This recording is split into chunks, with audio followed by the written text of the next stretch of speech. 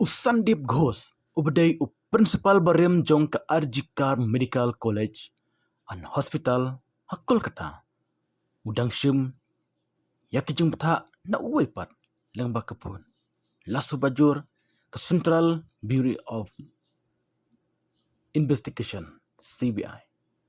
Ke CBI kepadang tokit yau Ghosh halor ke jinglek bamsenyo.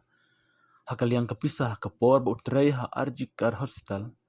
Kalau kem ya namar bo lapen kala ya kijing tokit shika kam lebijot bat penyap ya ke doktor ha hospital ha Kolkata. Ha ubnai bladep kebal penmi ya kijing ki hakelang kari bat sange trikam taki doktor ki badang red. Ka CBI kebal syemti ya kene kijing tokit hadin ke hukum jong ke Kolkata High Court.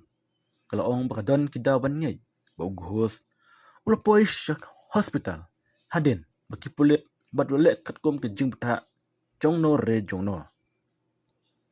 Ke CBI kala keno ba Ghosh syamnala bat pentina ya ke jing pendrung kerteng ya ke FIR kebabiang katkum ke benta jong ke ain ke babiang tak babanrap bakalong ke bakongsan ban pendikna lada ule hakum kene kurkom katkum ke jing bata jongno re jongno ubre ban penya chakmat ya ke jing tabu ke bakam he.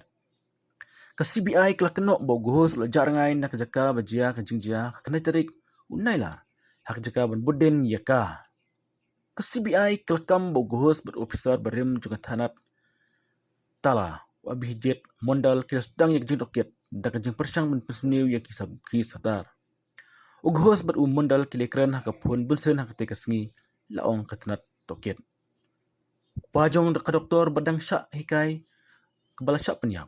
Laong baka khun jong kancin tel im lada ke menteri rang ba kawas penggal ke mamata benerji ke shimkhia persya yau hausnam arjar pwe. Hausnam arjar pwe ru bun kijing keno lapan mi persya yau nangelam barem Usandip Ghosh. Lada ke menteri rang ba kancilla ke shimkhia persya yau Usandip Ghosh hak ta kepor.